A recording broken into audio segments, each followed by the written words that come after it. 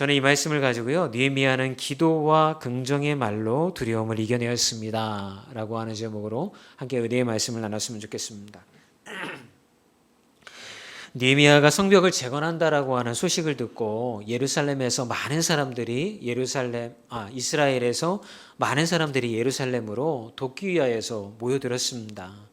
그래서 각 지파별로 나누어서 성벽을 재건하고 있었죠. 그런데요, 그 땅에는 이미 기득권을 가지고서 그 예루살렘을 통치하고 있었던 이방인들이 있었어요. 그 두 사람의 권력가가 누구냐면 도비아와 산발랏이라고 하는 이방인들이었어요. 이 사람들은 이제 권력이 있었기 때문에 사실은 느헤미야를 탐탁하지 않게 생각했죠. 어떻게 하면 저 사람을 쫓아내어서 우리가 지금처럼 누렸던 것처럼 내가 이 지역을 통치하고 이득을 볼 수 있을까? 이런 생각을 하는 사람들이었던 것이죠. 그런데 느헤미야가 와서 성벽을 재건한다고 하니까 이제 자기네들이 이득권을 뺏기고 기득권을 잃어버릴 것 같잖아요. 그래서 이 사람들이 느헤미야를 위협합니다. 너희들이 성벽을 재건하기 시작하면 우리가 군사를 동원해서 이 성벽을 공격할 것이고 너희들을 무너뜨릴 것이다. 이렇게 협박을 하게 되어지는 것이죠. 그랬더니 이제 어떤 일이 벌어지게 되냐면 그 이스라엘에서 성벽을 재건하기 위해서 모여들었던 사람들이 겁을 내기 시작하는 거예요. 왜냐하면 이미 기득권을 가지고 군사를 동원할 수 있는 이 산발랏과 도비아를 알고 있는 거잖아요. 저 사람들이 공격을 하면 우리가 무너질 수밖에 없는데 우리 도망가야 되는 거 아니야? 이거 성벽 재건하는 거 포기해야 되는 거 아니야? 이런 어떤 근심과 두려움이 그들에게 찾아왔다라고 하고 그들은 두려워하기 시작했다라고 하는 거죠. 여러분, 우리도 근심하며 살아가요. 사실은 근심을 떠날 수가 없어요. 평생에 걸쳐서 우리는 근심하며 삽니다. 여러분, 죽을 때가 되면 근심이 멀어질까요? 제가 돌아가시는 분들 많이 봤는데요. 어떤 근심을 하시면서 가시냐면요, 남겨진 자식들을 걱정하면서 가시더라고요. 제가 그걸 보면서 우리는 죽을 때까지도 근심을 내려놓지를 못하는구나, 이런 생각하게 되더라고요.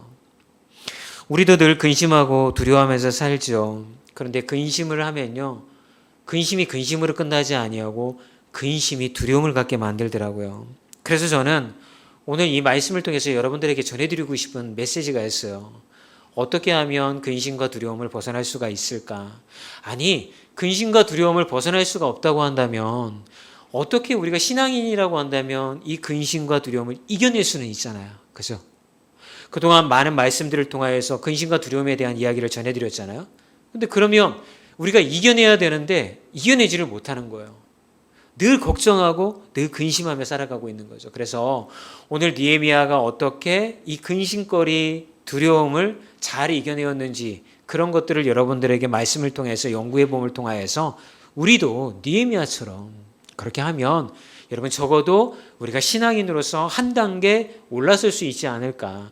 근심과 두려움이 우리에게 찾아왔을 때 느헤미야처럼 그 근심과 두려움을 이겨내고 신앙인으로서 한층 성숙할 수 있는 그런 믿음의 길을 갔으면 하는 마음으로 이 말씀을 준비를 했습니다. 여러분, 느헤미야는 어떻게 이 근심과 두려움을 이겨냈을까요? 첫 번째는 느헤미야는 기도했습니다. 여러분, 이상한 건 느헤미야의 지금 위치가 어떻게 돼요? 바사의 총독으로서 예루살렘에 부임을 한 거잖아요. 이걸 한번 이렇게 생각을 해보세요. 일제시대 때에 우리나라에 서울의 총독으로 부임을 한 사람이 있다고 쳐봐요. 얼마나 무시무시한 권력을 가지고 있는 사람입니까? 아무리 이 땅에 기득권을 가지고 있는 사람이 있다 하더라도 총독이 본국에다가 왕에게 이야기를 해서 군사를 동원하면 한순간에 쓸어버릴 수 있는 권력을 쥐고 있는 것이 총독이잖아요. 그런데 놀라운 건 느헤미야가 그렇게 하지 않는다라고 하는 거예요. 그는 군사력을 동원해서 기득권자를 쓸어버리지 아니하고 어떻게 했냐면 그는 하나님 앞에 나아가서 먼저 기도하기를 작정했다라고 하는 것입니다. 그 기도의 제목이 뭡니까, 여러분?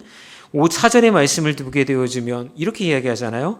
우리 하나님이여 들으시옵소서. 우리가 업신여김을 당하나이다. 원하건대 그들이 욕하는 것을 자기들의 머리에 돌리사 노략거리가 되어 이방에 사로잡히게 하옵소서. 이런 기도로서 하나님 앞에 나아가는 것을 보게 되어집니다. 여러분, 우리가 근심이 찾아오고 걱정거리가 생기잖아요. 그럼 처음에 해야 될 일이 뭐냐면 기도해야 되는 거예요. 여러분 이거 모르시는 분 없어요. 여기에 다 알고 계세요. 저도 알고 여러분들이 알고 있는 거예요. 그런데 문제는 뭐냐면 믿음의 자녀들이 기도하지 않더라고요. 머리로는 다 알고 있는데요. 근심이 딱 찾아오는 순간 내가 기도의 자리로 나아가야겠다. 사단이 나를 시험하는구나. 이렇게 하지 않고요. 어떡하지? 이 문제를 어떻게 해결해야 되지? 이거 걱정이 되어지는데. 일어나지도 않는 일이에요. 앞으로 일어날지는 모르지만 일어나지 않는 미래에 대하여서 한숨부터 쉬어요. 이게 우리의 모습이더라고요. 그래서 저는 여러분들에게 말씀드리고 싶은 건 뭐냐면 여러분들 하나님이 여러분의 삶을 주관하기를 원하시잖아요. 그런 근심이 쫙 차오면 첫 번째 기도의 자리로 나아가라 그러니까 새벽 기도에 나오고 어떻게 무릎을 꿇고 아니에요. 기도의 자리로 나아가라고 하는 건 근심이 찾아왔을 때 여러분들이 바로 그 자리에서 하나님을 찾는 게 기도의 자리인 줄 믿습니다. 눈을 뜨고서라도 하나님을 찾으세요. 하나님 저에게 근심이 찾아왔어요. 하나님 이 근심을 떠나가게 해주시고 주의 말씀으로 근심의 자리를 채우게 하여 주옵소서 라고 하나님의 기쁨을 내 안에서 회복시켜 주옵소서 라고 하나님 앞에 기도하면 근심은 떠나가고 하나님의 기쁨이 회복되어질 줄 믿습니다. 여러분 하나님의 자녀의 특권 뭐냐면 기도하는 거예요. 여러분 걸어다니면서도 기도하고 설거지하면서도 기도하고 여러분 상추를 뜯으면서도 기도하고 여러분 뭐든지 다 할 수 있어요. 여러분 운전하면서도 기도하고 왜요? 하나님은 여러분의 기도의 소리를 들으시는 분이기 때문에 그런 거예요. 그리고 주의 자녀가 기도하면 하나님은 어떻게 하시겠다고 그랬어요? 그 기도를 들으시겠다라고 이미 약속해 주셨잖아요. 그러므로 근심과 걱정이 찾아와 여러분 마음에 기쁨을 잃어버렸다고 한다면 여러분 하나님 먼저 찾으시는 분들이 되어지기를 주의 이름으로 축원합니다. 자, 그러면 이렇게 기도하면 어떤 일이 벌어질까요? 기도를 하면 우리가 깨달아지는 게 있어요. 목사님 그냥 기도만 하면 근심이 그냥 사라지고 걱정과 두려움을 다 이겨내어질 수 있나요? 목사님 저 기도했는데도 불구하고 두려움과 걱정과 근심이 사라지지 않던데요. 목사님 거짓말 하신 거예요. 이렇게 물어볼 수도 있잖아요. 그죠? 여러분 기도할 때 말씀을 기반으로 해서 기도해야 되는 거예요. 제가 한 말을 가지고 기도해봤자 여러분 두려움 사라지지 않아요. 기쁨아 다시 생겨라. 아니에요. 여러분 말씀을 가지고 기도하셨으면 좋겠습니다. 느헤미야는 여러분 무엇을 깨달았을까요? 기도하면서 첫 번째는 하나님의 소유이기 때문에 두려워할 필요가 없다는 걸 깨달았습니다. 하나님과의 관계에서 우리는 그 이유를 찾을 수가 있는 거예요. 이사야서 43장 1절과 5절 말씀입니다. 함께 읽어볼까요? 야곱아 너를 창조하신 하나님께서 지금 말씀하시느니라. 이스라엘아 너를 지으신 이가 말씀하시느니라. 너는 두려워 말라. 내가 너를 구속하였고 내가 너를 지명하여 불렀나니 너는 내 것이라. 두려워 말라. 내가 너와 함께하여 내 자손을 동쪽에서부터 오게 하며 서쪽에서부터 너를 모을 것이며. 여러분 이 말씀은 이사야가 준비한 말씀입니다. 그런데 여기서 우리가 주목해야 될 부분이 있어요. 이사야가 이 말씀을 선포할 때요, 그 때가, 그 시기가, 그 환경이 어떠한 시기였냐면요, 아시리아가 공격해 와서 남유다 왕국을 다 포위하고 예루살렘 성을 포위한 상태에서 소망이 보이지 않을 때예요. 그럴 때 이미 많은 사람들은 예측을 했어요. 우리가 멸망당하겠구나. 아시리아라고 하는 대제국에 의해서 북이스라엘은 이미 멸망당했고 남유다 왕국 하나 남았는데 이제 우리가 멸망당했구나라고 하는 그런 생각들을 다 하고 있었어요.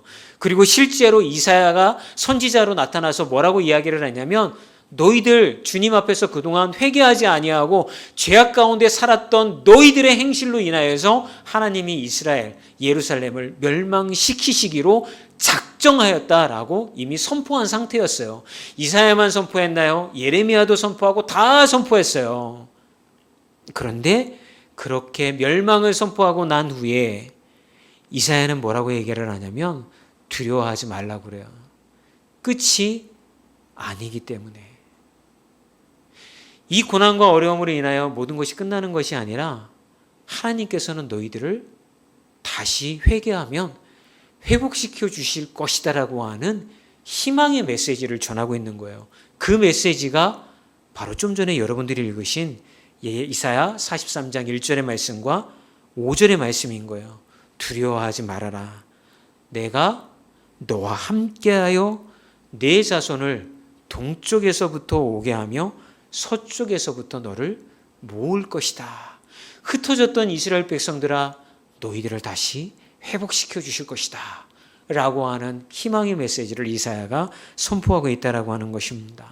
여러분, 하나님의 자녀가 가진 은혜라고 할까요? 아니면 받은 복이라고 할까요? 그게 뭐냐면 하나님은 여러분들을 포기하지 않으시는 거예요.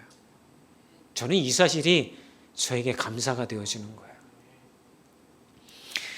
우리가 늘 죄 가운데 살 수밖에 없어요. 주일날 아침마다 청년들 둘 나와서 성경 공부를 저랑 하거든요. 뭐 한 주간 동안 너희들은 어떻게 지냈니? 그러면 뭐 특이한 것도 있고 특이하지 않은 것도 있을 거 아니에요. 그죠? 근데 안 봐도 알아요. 뭐 어떻게 살았겠어요? 죄 가운데 살았겠죠.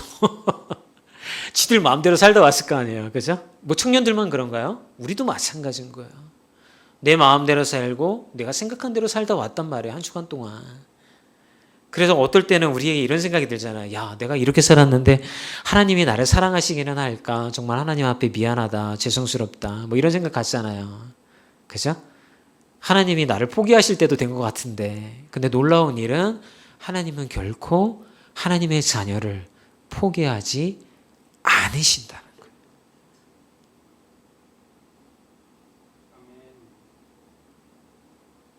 왜 그럴까요? 하나님이 여러분들을 택하셨기 때문에 그런 거예요. 그래서 여러분들이 어떤 죄악 가운데 있다 살다 왔다 하더라도 주님 앞으로 나오는 순간, 지금 이 예배의 자리를 지키고 있는 게 여러분들이 믿음이 좋아서 이 예배의 자리를 지키고 있다고 저는 생각하지 않아요. 여기 앉아있는 모든 사람들은 다 사실은 예배를 벗어나서 내 마음대로 살고 싶어 하는 사람들인데 하나님이 강권적으로 여러분들의 마음을 붙잡으셔서 이 예배자에 앉혀놓으신 줄 믿습니다. 하나님이 붙잡으신 자들은요, 예배의 자리가 포기되어지지 않는 거예요. 하나님이 붙잡힘 당한 사람들은요, 하나님을 찬양하는 것을 포기할 수가 없는 거예요. 그렇기 때문에 우리 여기 앉아있는 거 아닙니까? 느헤미야는 그걸 깨달은 거예요. 기도하면서 깨달은 거죠.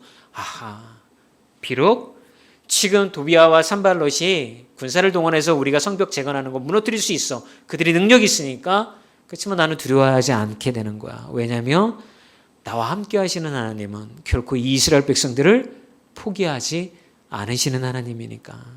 그러므로 여러분 기도하실 때 여러분 이렇게 기도해야 되는 거예요. 나를 포기하지 않으시는 하나님. 내가 근심이 많고 걱정 어쩔 수 없이 찾아와요. 안 오는 거 아니에요. 그죠? 그러나 그럼에도 불구하고 나는 소망의 하나님을 바라보는 이유는 나를 포기하지 않으시는 하나님이 고난 가운데 있다 하더라도 절망 가운데 있다 하더라도 피할 길을 예비하시고 감당케 하시고 이겨내게 만드시는 하나님인 줄 믿습니다라고 여러분 선포한다면 여러분 우리는 승리하는 자가 되어질 줄 믿습니다. 두 번째는 기도하면서 느헤미야가 뭘 가지고 기도했냐면요, 어려움을 기도로 잘 감당하면 회복시켜 주실 것이기 때문에 느헤미야는 그걸 가지고 기도했던 거죠. 예레미야라고 하는 선지자가요, 멸망 전에도 선포했지만 멸망 후에도 하나님의 메시지를 선포를 합니다. 그런데 두 가지 메시지를 그가 선포를 합니다. 예레미야 42장 10절에 가면 이런 메시지를 선포를 합니다. 함께 읽어볼까요? 너희가 이 땅에 눌러앉아 산다면 내가 너희를 세우고 헐지 아니하며 너희를 심고 뽑지 아니하리니 이는 내가 너희에게 내린 재난에 대하여 뜻을 돌이킴이라. 여호와의 말씀이니라. 너희가 두려워하는 바벨론의 왕을 겁내지 말라. 내가 너희와 함께 있어 너희를 구원하며 그의 손에서 너희를 건지리니 두려워하지 말라. 이 말씀 한번 그대로 보세요. 이 말씀을 왜 선포를 했냐면 멸망당해가지고 이스라엘 백성들이 바벨론의 포로로 간다라고 예레미야가 선포를 하니까 사람들이 다 걱정과 근심하는 거예요. 고향 땅 떠나서 거기에 포로로 끌려가는데 그 인생이 어떻겠습니까? 하나님 비참하지 않겠습니까? 우린 끝났습니다. 하나님은 우리를 버리셨습니다. 막 이런 얘기하고 있는 거예요. 그랬더니 예레미야가 뭐라고 얘기를 하냐면, 야 여러분, 예루살렘 떠나서 바벨론에 가서 살아도 두려워하지 마십시오. 거기를 가지 않기 위하여서 발버둥 치지 마십시오. 말씀 띄워놓으세요. 발버둥 치지 마십시오. 거기가 하나님의 뜻이 있는 곳입니다. 그 생각을 가지고 여러분 한번 이 말씀을 다시 한번 읽어보세요. 시작. 너희가 이 땅이라고 하는 것은 바벨론이에요. 시작. 너희가 이 땅에 눌러앉아 산다면 내가 너희를 세우고 헐지 아니하며 너희를 심고 뽑지 아니하리니. 어디에 계속 산다면요, 바벨론의 포로로 끌려가서 비참한 인생을 산다고 걱정하고 있는 너희들아, 거기서 살아도 내가 너희를 뽑지 아니하고 헐지 아니하고 눌러앉게 할 것이다. 이는 내가 너희에게 내린 재난에 대하여서 뜻을 돌이킴이라. 너희가 거기 가서 살면 내가 너희를 심판한다고 너희들 생각하지 아니야. 나는 너희들에 대한 심판의 생각을 이제 내가 돌이킬 거야. 이렇게 얘기하고 계신 거예요. 그리고 면서 뭐라 그래요? 여호와의 말씀이니라. 너희는 너희가 두려워하는 바벨론의 왕을 겁내지 말아라. 바벨론에 끌려가서 살아도 겁내지 말아라. 내가 너희와 함께 있어 너희를 구원하며 그의 손에서 너희를 건지리니 두려워하지 말아라. 여러분 고난당하고 근심이 사실은 지금 당하는 근심보다 앞에 벌어질 근심을 더 걱정하잖아요. 우리 이렇게 되면 어떡하지? 근데 그럴 일이 서로 여러분의 삶 가운데 벌어진다 하더라도 여러분 걱정하지 마십시오. 만약 하나님이 여러분의 인생을 거기까지 인도를 하셨다고 한다면 거기에 사는 걸 두려워하지 말라는 거예요. 왜요? 거기서 하나님이 손길로 여러분들을 구원해 내실 것이기 때문에 여러분들을 헐지 아니하시고 뽑지 아니하시고 그 근심하는 상황 가운데 열을 세워서 여러분들을 구원해 낼 거니까 걱정하지 말라. 두려워하지 말라. 그 근심의 상황 가운데 이르는 것을 걱정하지 말라라고 예레미야는 선포하고 있는 거예요. 이게 얼마나 힘이 되는 말씀입니까? 그죠? 그러고 난 다음에 뭐라고 하냐면 예레미야 46장 27절과 28절에 이렇게 말씀을 해요. 읽어볼까요? 시작. 내 종 야곱아 두려워하지 말라. 이스라엘아 놀라지 말라. 보라 내가 너를 먼 곳에서 구원하며 내 자손을 포로된 땅에서 구원하리니 야곱이 돌아와서 평안하며 걱정 없이 살게 될 것이라. 그를 두렵게 할 자 없으리라. 여호와의 말씀이니라. 내 종 야곱아 내가 너와 함께 있나니 두려워하지 말라. 내가 너를 흩었던 그 나라들은 다 멸할지라도 너는 사라지지 아니하리라. 내가 너를 법도대로 징계할 것이요 결코 무죄한 자로 여기지 아니하리라 하시니라. 여러분 여기서의 야곱은 야곱이 아니에요. 이스라엘 백성들을 야곱이라고 부르는 거예요. 그러니까 이스라엘 백성들이 막 포로 끌려가서 거기서 살 것 근심과 걱정 가지고 있으니까 얘들아 이제 예레미야는 하나님으로부터 영감을 받아서 무슨 메시지를 전하냐면 회복을 전하는데 뭐라고 그래요? 야 얘들아 놀라지 마. 거기서 내가 구원할 거야. 포로던 땅에서 구원하리니 너희들이 돌아와서 평안하며 걱정 없이 살게 될 것이다. 여러분들이 비록 근심하는 그 상황 가운데 놓이고 걱정하는 상황 가운데 놓이다 하더라도 너희들 두려워하고 놀라지 마십시오. 너희들이 야곱입니다. 이게 말이 이상하다. 죄송합니다. 여러분들이 야곱입니다. 여러분들이 야곱인 거예요. 여러분들을 어떻게 한다고 그래요? 구원해 내실 것이고 걱정하고 평안 없이 살게 해주실 거다. 그럼 여러분들이 해야 될 일은 뭐예요? 내가 왜 이 고난과 어려움 가운데 놓이게 되었는지 자기 스스로를 되돌아보아 죄를 회개하고 하나님을 온전하게 믿지 못했던 자신의 믿음을 회개한다면 하나님은 여러분들을 떠나지 아니하고 여러분들에게 평안과 걱정 없이 사랑하는 삶을 인도해 주실 거라고 약속해 주시고 있는 거예요. 그러면서 뭐라고 해요? 두려워하지 말아라. 28절에 계속 말씀 띄워놔보세요. 28절에 뭐라고 그래요? 두려워하지 말아라. 내가 너희들 괴롭혔던 너희 주변에 있는 것들 다 심판하리라. 왜냐하면 너희들보다 그들의 죄가 더 악하기 때문에. 내가 비록 그 주변 나라들을 통하여서 너희들을 심판하는 도구로 사용하였지만 그들도 무죄한 자가 아니다. 그들도 심판받게 될 것이다. 억울하지 말아라. 억울해하지 마. 내가 그것들도 다 심판할 것이니까. 여러분, 그럼 우리는 뭐 해야 되는 거예요? 포기하지 말고 좌절하지 말라는 거예요. 여러분들이 야곱이에요. 하나님은 그 마음을 가지고 지금 여러분들을 지키고 계시다고요. 그런데 우리는 어떻게 생각해요? 아휴, 죽지 못해서 산다. 왜 이렇게 사는 게 힘드냐? 그건 맞는 말이죠. 사는 게 힘든 건 어쩔 수 없어요. 그죠? 아이들 키우는 부모님들 쉽지 않죠. 나이 드신 우리 부모님들 다 짐을 떨쳐놓은 것 같죠? 아니에요. 여전히 마음 가운데 짐이 있어요. 우리 막내가 어느 날 이런 얘기를 하더라고요. 아들아, 학교 힘들게 해. 그랬더니 우리 막내가, 왜? 아들 잘났지? 뭐 좋잖아. 아들이니까. 그래서 제가 속으로 그런 생각이, 야, 너는 무슨 그런 자존감으로 저렇게 떳떳하게 이야기하냐.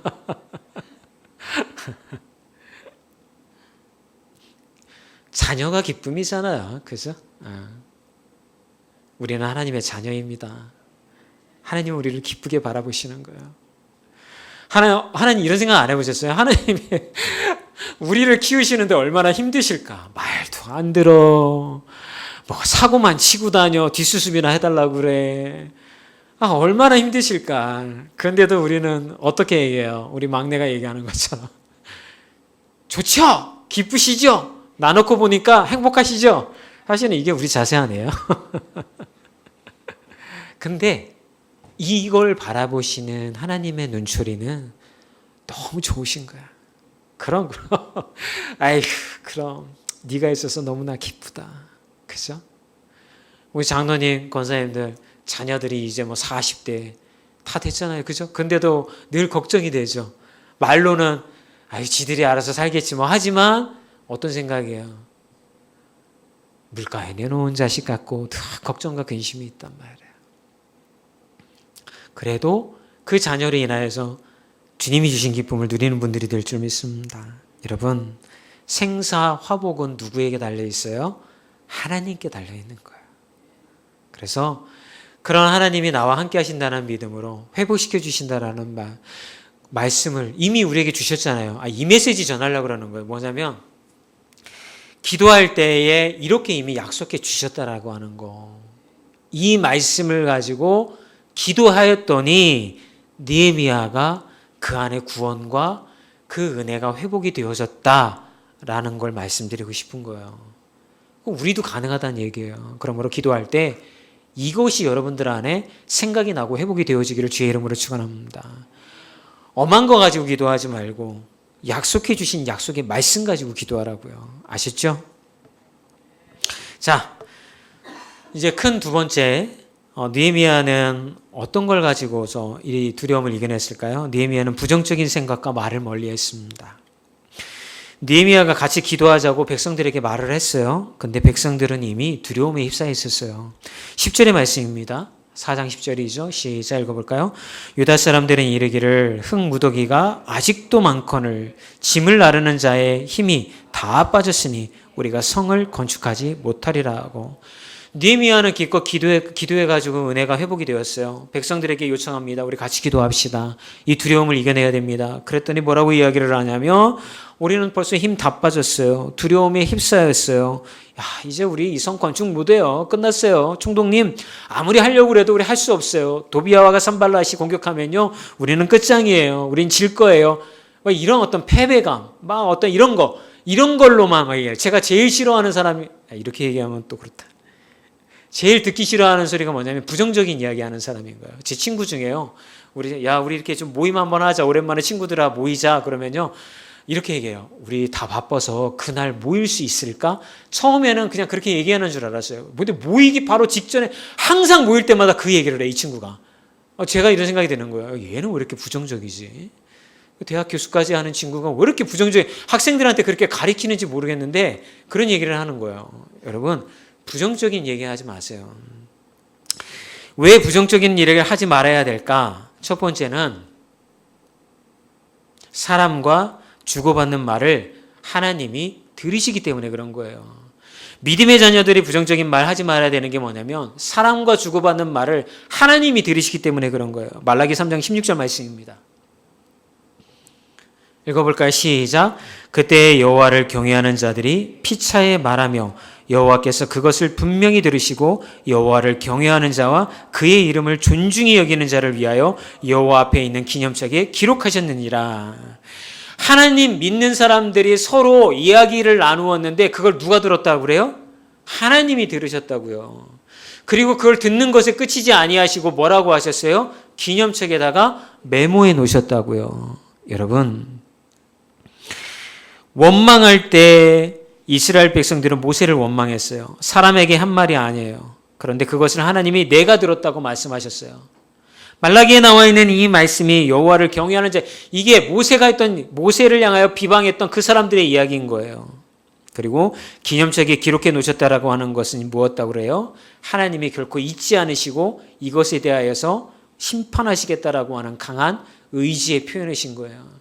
그러니까 여러분, 가족끼리 여러분들끼리 하는 말 있잖아요. 아이고 안 돼요, 못 해요, 이런 이야기를 하면 하나님이요 옆에 서 계시다가 너 이동현 몇 월 며칠 날 안 된다라고 했지, 네 가족 구원도 안 이루어지고 너의 인생도 뭐 안 된다 그러고 이렇게 부정적인 얘기만 했지, 너 여기 기록해 놨어도 앞으로 네가 어떻게 사는가 좀 봐야겠어. 내가 너와 함께 하는데 아무리 그냥 귀에 피딱지가 안 치도록 내가 너에게 함께한다 얘기했는데도 부정적인 얘기하고 다녀. 부부가 어떻게 침실에 누워가지고 하는 말이 계속 부정적인 얘기야. 우리 애는 안 돼, 우리 가정은 안 돼, 이런 얘기만 하고 앉았어. 너 이렇게 하신다고 제가 비유를 들어서 얘기를 하지만 그렇게 하신다는 얘기예요. 두 번째, 왜 부정적인 얘기를 하지 말았냐면 내 자신과 주고받는 말도 하나님이 들으시기 때문에 그런 거예요. 시편 139편 2절에서 4절 말씀입니다. 함께 읽어볼까요? 시작. 주께서 내가 앉고 일어섬을 아시며 멀리서도 나의 생각을 밝게 하시오며 나의 모든 길과 내가 눕는 것을 살펴보셨으므로 나의 모든 행위를 익히 하시오니 여호와여 내 혀의 말을 알지 못하시는 것이 하나도 없으시느니라. 하나님은 여러분들이 자기 자신과 주고받는 말이 뭐예요? 생각이잖아요. 그죠? 여러분 생각하시잖아요. 어떤 것들을 보면서 막 부정적인 생각하시잖아요. 저건 안 될 것 같은데. 우리 애는 안 될 것 같은데. 큰일 났다. 이거 어떡하지? 이 자기 자신과 주고받는 모든 것도 하나님이 들으신다라고 이야기하고 계신 거예요. 그러므로 여러분, 그걸 뭐라고 얘기를 하냐면 하나님께서 내 귀에 들린 대로 내가 너희에게 행하시겠다라고 그렇게 이야기하고 있다라고 하는 것입니다. 여러분, 말 한마디, 여러분 스스로 영혼에게 하는 생각, 이게 하나님이 다 아시고 듣고 계시다라고 하는 거예요. 그리고 하나님 뭐라고 그랬어요? 그래 좋아, 그러면 네가 말한 대로 내가 너에게 행하겠다라고 그렇게 하는 거예요. 그러면 여러분, 어떤 게 축복받는 삶이 되어야 되는 거예요? 안 믿겨져도, 제가 몇 번 말씀드렸는데 제가 20대 때 했던 행동 중에 하나가 아침에 학교 가기 전에 화장실에서 씻잖아요. 이를 닦잖아요. 그럼 여러분 이 닦으면서 거울 보면서 무슨 생각해요? 여기 뽀드락지 났네. 아유, 우리 엄마 아빠는 나를 왜 이렇게 놔주셨나, 못생겼다, 이렇게 생각하세요? 그러니까 제가 어떤 책을 읽고 나서 무슨 짓을 했냐면 긍정의 말을 해야 된다는 거예요. 그래서 이 닦으면서 잘생겼다, 오늘도 네가 바깥에 나가면 사람들이 너를 주시할 것이다. 야, 어떻게 이렇게 잘생겼냐, 성격 좋지, 잘생겼지, 멋지지, 사람들이 너를 바라보며 탄성을 내지를 것이다. 말도 안 되는 소리잖아. 그죠? 그 속마음은 뭐예요? 내가 왜 이렇게 태어났을까? 왜 얼굴이 이 모양일까? 이게 내 본 마음이에요. 그런데 그렇게 하지 아니하고, 야, 멋지다, 오늘도 여학생들이 너를 보며 탄성을 내어주실 것이다. 말도 안 되는 소리지. 그죠? 근데 이 닦으면서 그렇게 했단 말이에요. 그랬더니 어떤 일이 벌어요? 어깨가 펴지고 자신감이 생기고 그렇게 나아가, 발걸음이 힘차게. 여러분 이 닦으면서 오늘도 직장에 출근하면 오늘 회사에서 어떡하냐, 꼴 보기 싫은데, 이러지 마시고 오늘도 내가 가는 곳마다 모든 일이 다 풀릴 것이다. 나를 대하는 사람들이 나에게 일거리를 들고 올 것이다. 나를 대하는 사람들이 나를 바라보며 소망을 품을 것이다. 이렇게 선포하세요. 안 돼도 믿줘야 본전이지. 그죠? 그렇게 선포하면 얼마나 좋아요. 자기도 기분 좋고. 근데 이걸 긍정적인 말을 하라는 자기 개발 책에서 그렇게 하라는 게 아니라 하나님이 그 생각을 들으신다는 거예요. 여러분들의 입술을 통하여서 나오는 그 말을. 그러니까 이게 제일 좋더라고요. 자기 머리에 손을 얹고요. 이동현, 너는 하나님 안에서 잘 될 거야 하고 자기를 축복하세요. 그죠? 머리가 좀 그러면 여기다 대고 축복하세요. 야, 너는 하나님 안에서 귀한 자가 될 거야. 선포하세요. 그것들을 통하여서 하나님이 여러분의 삶에 함께해 주실 줄 믿습니다. 여러분 두려움을 이겨내고 싶으십니까? 그렇다고 한다면 여러분의 말부터 바꾸시기 바랍니다. 이 생각했어요. 여러분 우리 교회가 성장해야 되잖아요. 조금 젊은 허리 세대가 더 많아졌으면 좋겠습니다. 어떻게 하면 좋을까 늘 생각하고 있는 거죠. 그래서 대상포진이 왔는지는 모르겠지만 어쨌든 이 문제도 하나님 앞에 맡겨놓고 해야 되는데 참 저도 걱정과 근심하다 보니까 회개했어요. 그래 주께서 행하셔야 할 일인데 우리는 말씀과 기도에 최선을 다하면 되는 건데 주께서 행하실 줄 믿습니다. 이제 말씀의 결론을 내기를 원합니다. 여러분 느헤미야가 산발락과 도비아의 방해로 인하여서 백성들에게 퍼진 두려움을 이겨내도록 만든 건 다른 게 아니었어요. 느헤미야가 기도하면서 자신이 얼마나 하나님 안에서 소중한 존재이고 하나님이 함께하였을 때 어떻게 하나님이 회복시킬 것인지를 기도를 통해서 느헤미야가 깨달은 거예요. 여러분 그게 그를 회복시키는 힘이 되었어요. 마찬가지로 여러분의 삶에도 그런 게 있었으면 좋겠어요. 그리고 그 힘을 가지고 스스로를 축복하며 부정적인 생각이 들 때마다 여러분의 자녀를 축복하고 여러분의 가정을 축복하는, 여러분의 직장을 축복하는, 여러분 만나는 사람들을 축복하는 그런 축복의 통로가 되어진다고 한다면 우리는 신앙이 한층 성장되어서 우리는 믿음의 자녀로 근심과 두려움을 이겨내고 또 근심과 걱정 상한 가운데 놓이다 할지라도 걱정하지 아니하고 나를 구원하시고 회복시키실 그 하나님 의지하며 나아가는 그런 존재가 되어질 줄 믿습니다. 화이팅 하셨으면 좋겠습니다.